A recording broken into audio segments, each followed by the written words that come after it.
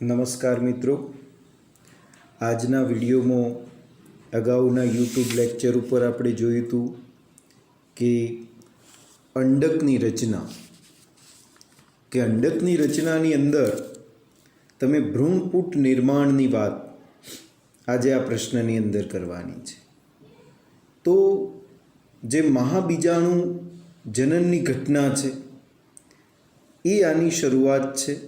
જેમ પીએમસી હતું, પોલેન mother cell, એમ અહીંયો MMC છે, મેગાસ્પોર મધર સેલ. તો મહાબીજાણુ માતૃકોષ કેવી રીતે બને છે એની રચના આપણને બતાવી છે કે આપણે અગાઉ મિત્રો અંડકની વાત કરી. એ અંડકની અંદર એની અંદર ફરતે પ્રદેહનો વિસ્તાર હતો અને પ્રદેહની વચ્ચે એક મહાબીજાણુ માતૃકોષ હતો. એ મહાબીજાણુ માતૃકોષ જે એનું કોષરસ, ઘટ્ટ કોષરસ, સુસ્પષ્ટ કોષ કેન્દ્ર ધરાવતો મોટો કોષ, એવી રચના ધરાવતો કોષ હતો. તો એની વિશેષતાની અંદર એમાં સતત અર્ધીકરણની ઘટના થાય છે.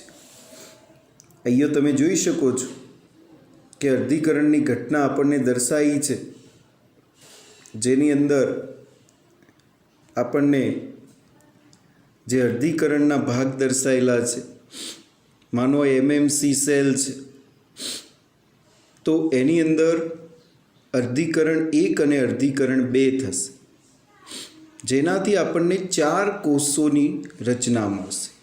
એટલે કે આપણે કહી શકીએ કે 4 મહાબીજાણુનું નિર્માણ થાય છે. આ 4 મહાબીજાણુ છે એ 4 પૈકી એમાંથી 3 જે છે એ નાશ પામે છે અને એક જ કોષ એમાં સક્રિય બને છે.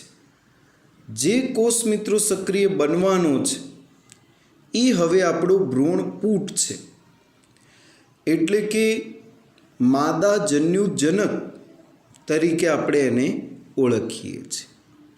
તો બીજો પ્રશ્ન કે માદાજન્યુજનકનું નિર્માણ, તો માદાજન્યુજનક જે છે એ જ મિત્રો ભ્રૂણપુટ છે, કેમ કે એના અંદરથી જ આપણને ગેમેટ્સની રચના, જે માદા કોષની રચના છે, અંડકોષ, એ આપણને પ્રાપ્ત થવાનું છે. તો ભ્રૂણપુટ નિર્માણની ઘટના અહીંયા બતાવેલી છે કે જે કોષ હવે સક્રિય બન્યો છે.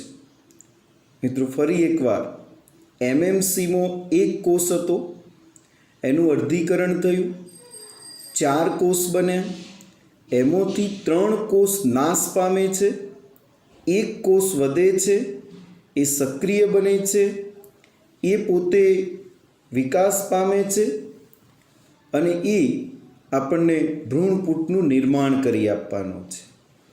હવે આગળની રચના જોશું તો જે સક્રિય કોષ આપણને દર્શાવેલો છે એ સક્રિય કોષની અંદર હવે મિત્રો સમવિભાજન થવાનું છે.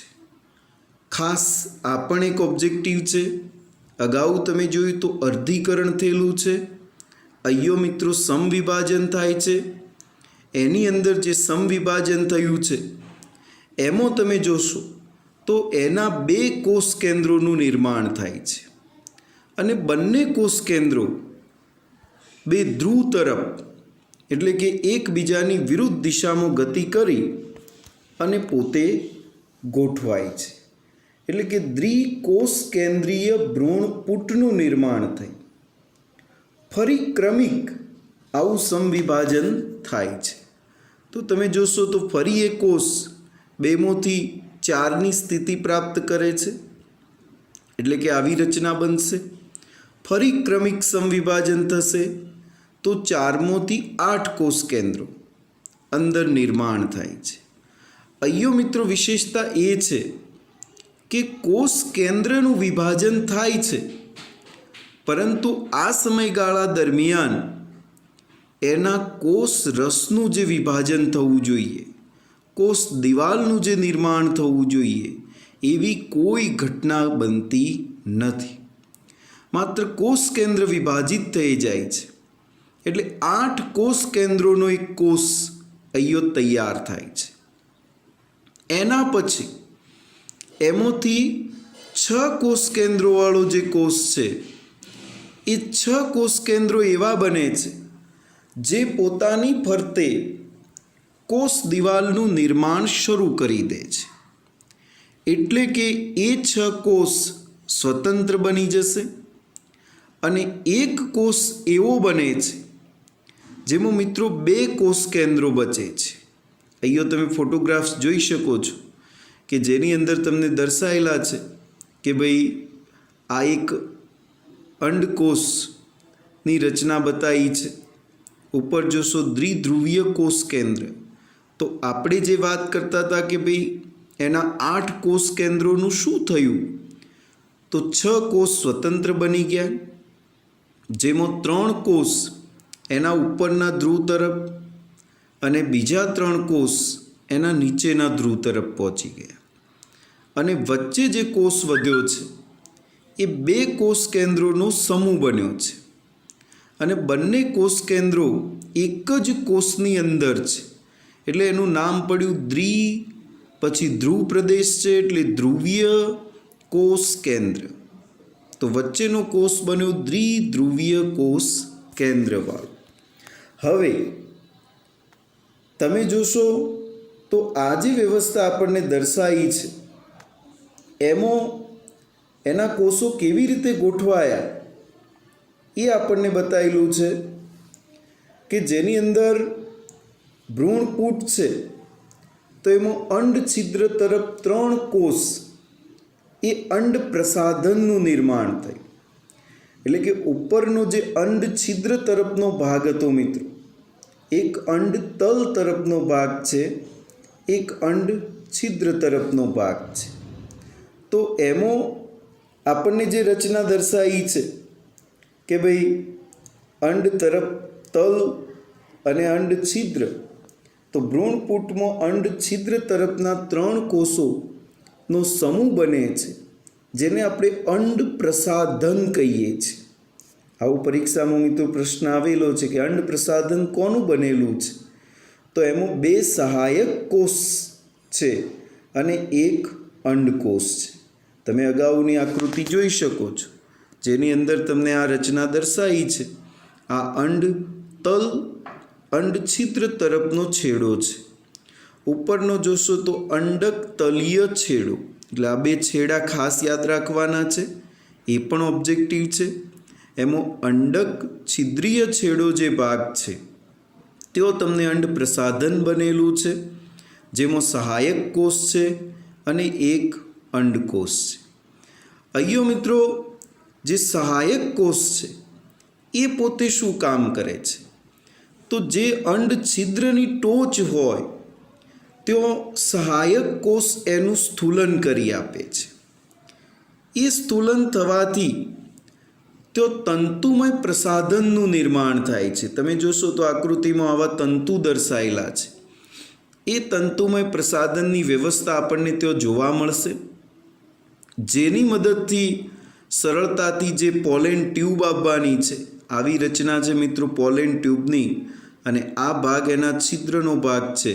તો પોલેન ટ્યુબને અંદર સરળતાથી પ્રવેશ કરાવી આપવો એ તંતુમય પ્રસાધનનું કામ છે મિત્રો. એટલે ઘણીવાર અંડ પ્રસાધન અને તંતુમય પ્રસાધન શું છે, આ બંને વચ્ચે પણ મિત્રો એક સારો પ્રશ્ન છે જે આપણે સમજી શકીએ કે અંડ પ્રસાધન જે છે એ અંડ પ્રસાધન 2 સહાયક કોષ અને અંડકોષ બનાવશે. 2 સહાયક કોષ છે એ તંતુમય પ્રસાધનની રચના કરી આપે છે.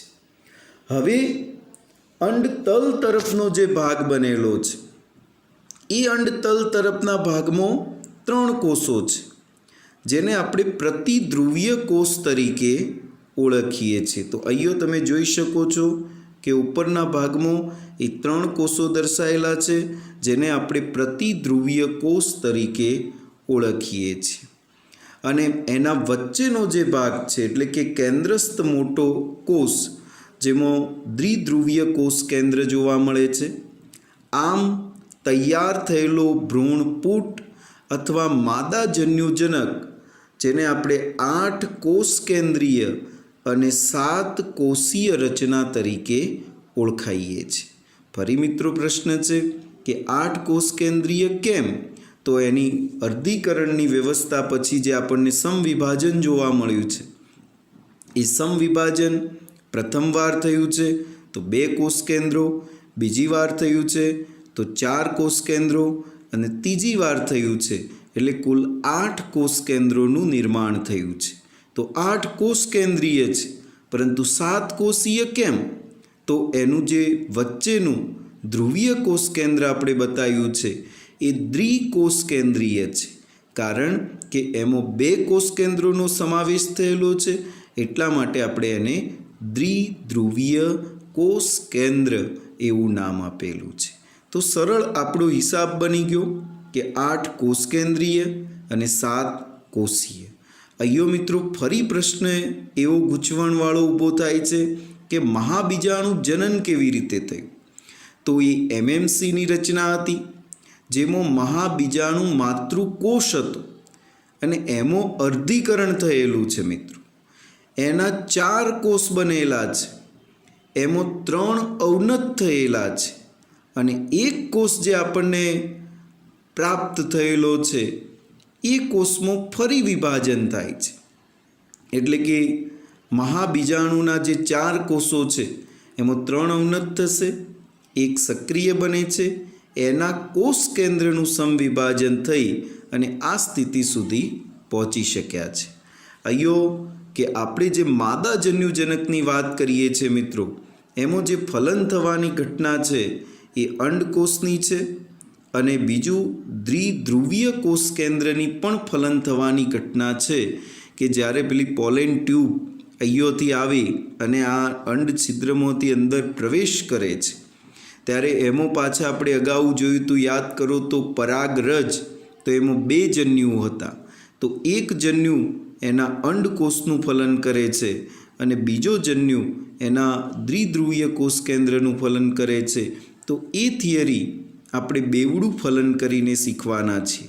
તો અહીં સુધી મિત્રો આપણી ઇન્ટ્રોડક્શનમાં આપણને એટલી ખબર હોવી જોઈએ કે આ જે ભ્રૂણપૂટ બન્યો છે એ ભ્રૂણપૂટ કયો હશે? તો એની ફરતે પાછા પ્રદેહના કોષો હશે, એની વચ્ચે ભ્રૂણપૂટ છે અને સંપૂર્ણ અંડકોષનું નિર્માણ કરેલું છે, દ્વિધ્રુવીય કોષ કેન્દ્રોનું નિર્માણ કરેલું છે અને એવી સંપૂર્ણ રચના આપણને પૂરી પાડેલી છે. બસ આટલા સુધી રાખીશું.